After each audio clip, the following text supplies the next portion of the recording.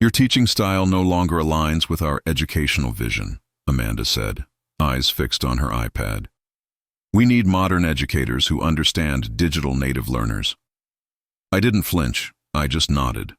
After 28 years at Belridge Academy, that was my send-off. But I wasn't walking away empty-handed, not even close.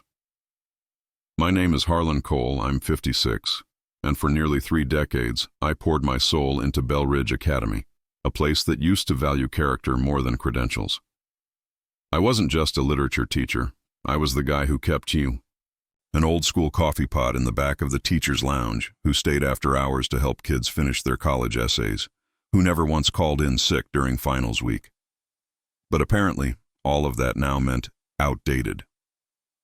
Funny how fast things change. One semester you're being asked to mentor the new hires. The next, you're being quietly pushed out for not using enough hashtags in your lesson plans. When I started at Belridge, the place was more chalkboards than Chromebooks. Principal Merritt, God rest him, used to say, "We don't teach trends here, Harlan. We teach kids how to think." That stuck with me. It's why I built my entire curriculum around real conversation, critical thinking, the kind of stuff that doesn't show up in an algorithm. I never needed flashy presentations to make students care about To Kill a Mockingbird or 1984. They cared because I cared, and believe me, they felt it. I missed weddings, birthdays, even my own 25th anniversary dinner, all because a student needed a last-minute recommendation letter, or a parent needed to be called, or a kid showed up at my door because they didn't want to go home. I wasn't just a teacher, I was part of the fabric. I was Belridge. But when Amanda Kensington took over as head of academics, things got sterile, corporate, cold. She brought in consultants who spoke in acronyms and wore smartwatches that beeped during meetings. Suddenly, everything had to be measurable, scalable, efficient. And I was a legacy expense. I remember when they replaced the student art wall in the main hallway with a branded digital billboard. I watched kids walk by their old drawings, now boxed up and dumped in storage, and pretend it didn't sting. That's when I knew. The soul of the place was slipping. They started using phrases like curriculum modernization and AI-assisted grading. I sat through workshops taught by people who had never stood in front of a restless classroom after lunch on a Friday. People who thought a motivational YouTube clip could replace a good story well told. But I stayed. Because of the students. Because of the letters I got every year from alumni who said things like, "You're the reason I believed in myself," or "You taught me more about life than any textbook ever could." Those letters, I kept every single one. So when Amanda called me into that cramped office and delivered the corporate line with that clean, sterile voice, I didn't give her the satisfaction of a reaction. I just picked up my pen, the same one I'd used to grade 1,000 essays, and signed the papers. But what she didn't know is that I wasn't walking away with nothing, and I sure as hell wasn't done teaching. When I first walked through the front doors of Belridge Academy, we didn't even have Wi-Fi. The paint was chipping, the library was half empty, and half the seniors couldn't tell you what MLA format was. But there was heart, real heart.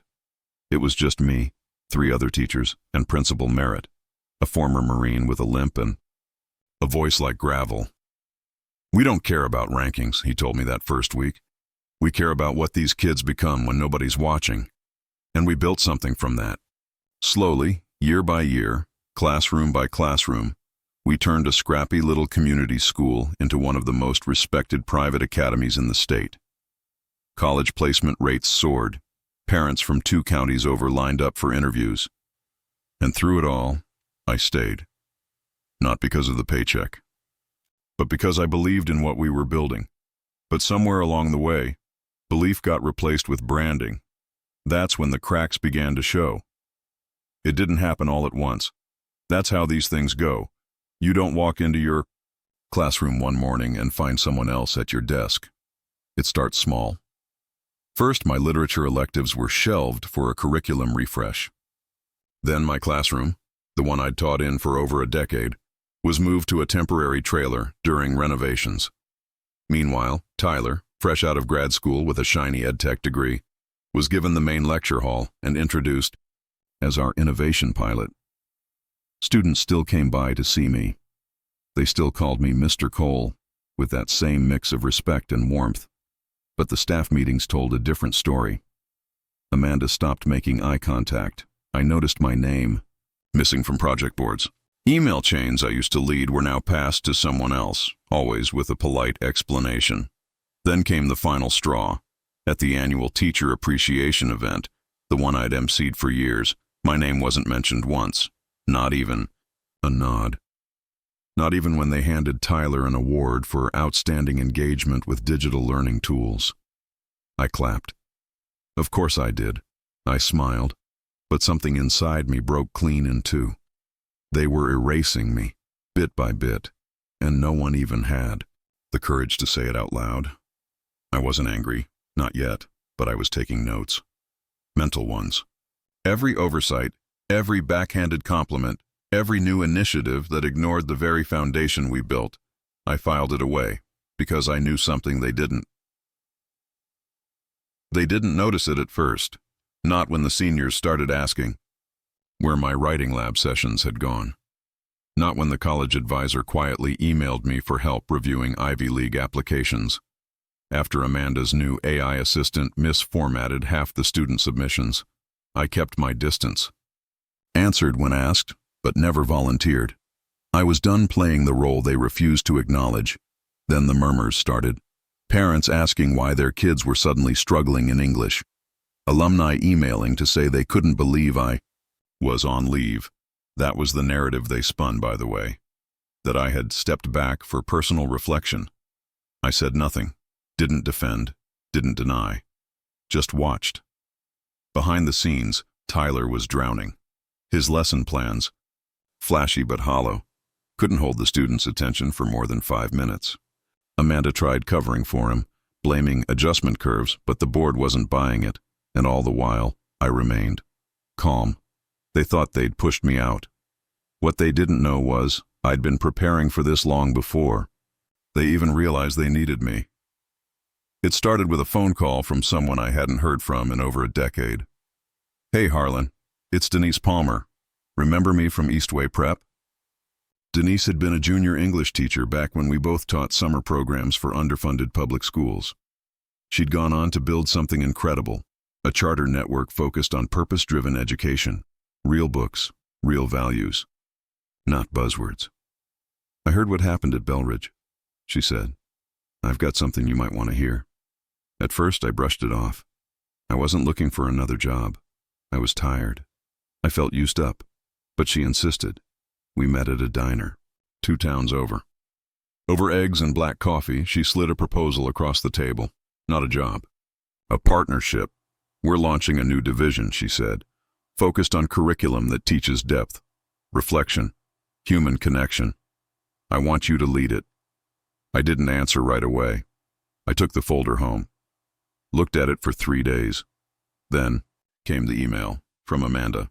Subject line, urgent support needed. Apparently, Tyler had walked out mid-semester, stress leave, students were complaining. Board members were concerned about instructional gaps. She asked, politely, if I'd be willing to assist during the transition, just short-term, just until they found someone new. That's when it clicked. She didn't understand. None of them did. They thought I was waiting, that I missed it there, that I wanted back in, but I didn't. I'd already moved on, mentally, emotionally, spiritually. So, I replied with just one sentence. I appreciate the offer, but I've committed to a new project, one that aligns better with my values. The next morning, I signed the contract with Denise. My title? Director of Foundational Learning Strategy, the ER. Irony? Within 3 weeks, word got out. Former Belridge parents started reaching out. Teachers who had quietly left over the years sent me messages. Can we talk? Heard you're starting something new. Do you need help building it? I didn't poach. I didn't solicit. But people came, on their own, one by one, because when the soul of a school disappears, the people who still believe in it will always find their way back to the flame. And Belridge? They'd just lit mine. At first, they tried to manage the situation quietly. A few press releases, a handful of substitute teachers. Tyler's abrupt departure was labeled a wellness sabbatical. But the cracks widened fast. Parents started pulling their kids out. Mid-semester, one particularly vocal mother, a lawyer, ironically, began circulating screenshots of grade discrepancies and policy violations. It didn't take long for a local education blog to catch wind. What's happening at Belridge? Made the Sunday headlines. Then came the audit. Apparently, Amanda had fast-tracked a tech deal without proper board approval.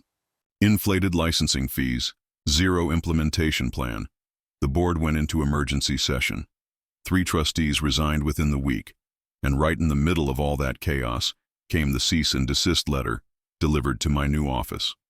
From Belridge's legal team. We have reason to believe you are soliciting current students and faculty for personal gain. Please be advised. I laughed. They were panicking. I hadn't sent a single email, made a single call, or advertised anything publicly. But the sheer fact that people were walking away from Belridge to follow me, that was enough to terrify them. I forwarded the letter to Denise's in-house counsel. She didn't even blink. We'll handle this, she said. Truth has a way of surfacing. And oh, it did. 3 weeks later, a former Belridge teacher, one of the ones they quietly replaced during restructuring, published an open letter. She named names, described the culture shift, the toxic meetings, the forced silence. It went viral in the private education community. Suddenly, Belridge wasn't a modernized institution. It was a cautionary tale. Amanda took an indefinite leave. Board leadership rotated. Enrollment plummeted. And me?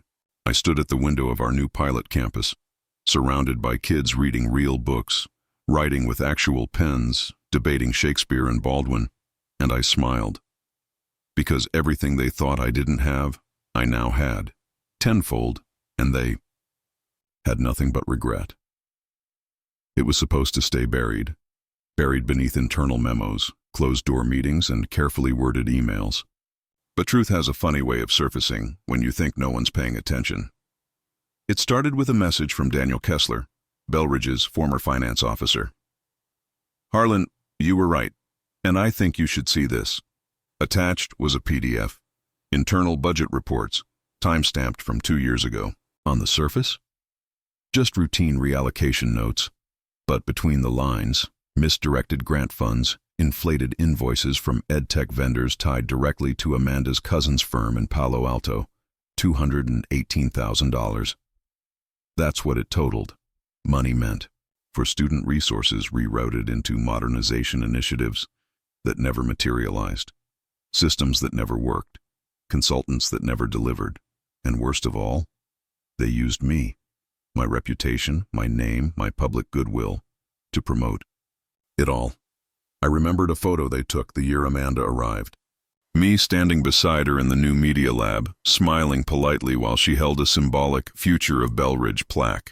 Turns out, I was just the credibility prop. It hit me hard, not because of the money, but because they built the lie on top of everything we worked for. Every sleepless night, every student breakthrough, every ounce of trust the community had in us. And when they no longer needed that image, they erased me. I shared the files with Denise, who immediately brought in a legal team, not to sue, not yet, but to make sure everything was documented. In parallel, Daniel, fed up with being complicit, leaked the information anonymously. To a journalist covering local education policy, the article dropped like a bomb. Belridge's broken promises. Where did the modernization money go? Public reaction was instant. Former students spoke out. Teachers came forward. Parents demanded answers at board meetings that quickly spiraled into shouting matches. Amanda Kensington, once the face of innovation, was suddenly nowhere to be found. Within a month, the Department of Education opened a formal investigation. Federal funds had been involved. That meant subpoenas, audits, hearings, and through all of it, I said nothing, because I didn't need to prove anything anymore. They had built an empire on false progress, and they'd underestimated the one thing they couldn't digitize, rename, or restructure: reputation. Not the polished kind you list on LinkedIn, the lived one. The one built in late-night tutoring sessions and handwritten notes from struggling kids who needed someone to believe in them. I had that. They didn't. And when the house finally collapsed, everyone saw exactly who had kept it standing all along. When the dust settled, the silence felt clean, not empty, not bitter, just earned. For the first time in 28 years, I wasn't waking up to a bell schedule, no inbox full of policy changes, no forced smiles in meetings where ideas died before they even finished forming. What I had now was something rarer, blank space. And in that space, something real started to take shape. The project with Denise had grown faster than any of us expected. What began as a pilot initiative, 20 students in a rented space above a bakery, became a full-fledged movement within months. Parents drove from 3 counties over just to attend our open houses. We had no marketing budget, no social media team, no digital growth consultants, just results. Kids who used to hate reading were quoting Baldwin and Woolf. Seniors who couldn't sit through a 15-minute lecture were now leading Socratic discussions for 45 minutes straight. It wasn't flashy. It wasn't optimized for TikTok. But it was working, and people noticed. We started getting calls from other educators, disillusioned, overlooked, burnt out, asking if they could just observe a class. Some came out of curiosity, most left inspired, a few stayed, and that's how our team grew. Not from applications, from alignment. Every person we brought in had to answer one question. What's one moment in a classroom that changed you? If you didn't have an answer, you didn't belong here. One afternoon, while reordering worn-out copies of the things they carried, I got a handwritten letter in the mail. It was from Jacob, a student I'd taught over a decade ago. He'd struggled with focus, barely graduated. His letter was 3 pages long. "I never told you this," he wrote, "but that time you pulled me aside after class and said, 'You're not stupid. You're just carrying too much.' That changed everything. I'm a teacher now. I tell my students the same thing." I sat with that letter for a long time. Let it hit me. That's what we'd lost at Belridge. That's what we were rebuilding. Now, we weren't just fixing a broken system. We were proving that it never had to be broken in the first place. And respect, it didn't come through recognition or press coverage, although both eventually came. It came the morning I walked into our second campus, a repurposed library we'd restored with community donations, and saw one of our new teachers sitting on the floor with 5 students around her, reading aloud from Of Mice and Men. No cameras, no claps, just connection. And I thought to myself, this is how legacy begins, not in titles or plaques, but in stories passed from one heart to another. I was locking up after a long day, the kind where the air smells like old books and whiteboard markers, when Denise met me in the hallway with that look on her face. That, "You're not going to believe this" kind of look. "There's a call you should take," she said. And it's not about curriculum. The name she mentioned on the phone, board chair, Belridge Academy. I'll admit, I laughed out loud. He didn't waste time. "Mr. Cole, I want to start by saying, we made mistakes, big ones." He told me Amanda was officially gone. The board was restructuring. They wanted to return to foundational values and, here came the twist, they wanted me to lead the process, not as a teacher, as executive director of integration. In other words, rebuild Belridge from the inside out. He tried to sweeten the offer with numbers, resources, freedom of direction. Said things like, "We trust your leadership, and we'd follow your vision." But I didn't say yes, not right away. I spent the next 3 days walking the trails behind our second campus, watching students help each other with grammar corrections, listening to new teachers debrief their day over cheap coffee and laminated lesson plans, and I realized I wasn't angry anymore, but I wasn't nostalgic either. What they were offering me wasn't an apology. It was an opportunity, yes, but also a responsibility. And I wasn't going to take it just to put my name on a building. If I was going back in, it would be on my terms, so I called them back. And I laid it out clearly. "You want me to help fix what you broke? Fine. But I'm not coming to play politics. No more tech-first dogma. No more empty programs. I build with people. You want me, you get all of me. Otherwise, good luck. There was a pause. Then he said, "Understood." And just like that, I wasn't a discarded teacher anymore. I was the one setting the standard. Not for revenge, for renewal. Because power isn't about replacing who hurt you. It's about deciding who you become when the power is finally in your hands. No welcome banner, no staged photo for the school newsletter. Just a cold Monday morning, the hum of the old heating vents, and the familiar creak of Belridge's side entrance door. I didn't park in the front. I took the gravel lot behind the faculty wing, the one I used for 20 years. Some habits don't need changing. I walked in carrying nothing but a notebook and a thermos. No fanfare. No audience. But when I stepped into the staff lounge, the room went still. Some looked up in disbelief. Others looked down in quiet shame. A few, the ones who stayed silent when it mattered, offered polite nods, as if unsure whether they deserved to speak. I just smiled and poured myself a cup of coffee. One person approached. Marissa, the receptionist, who'd been there since my second year. "I'm glad you're back," she whispered. "It already feels different." I nodded. But I wasn't here to reclaim anything. I wasn't here to punish. I was here to rebuild, quietly, efficiently, thoroughly. No speeches. No takedowns, just new structures, new mentors, new standards. I called in teachers who had been pushed aside and gave them a platform. I reopened the library's reading hour. I personally sat in on classes, not to evaluate, but to understand. No one dared question my presence, not because of power, but because finally they saw it. The machine had failed without its blueprint. And now the architect was back. Not for revenge, but for restoration. What they once dismissed as old school was now being cited in board meetings as the new foundation. And when someone asked if I'd consider putting my name on the new learning center, I just shook my head. Names fade. What matters is what we build. I always thought legacy was something people talked about after you were gone. But these days I see it in real time.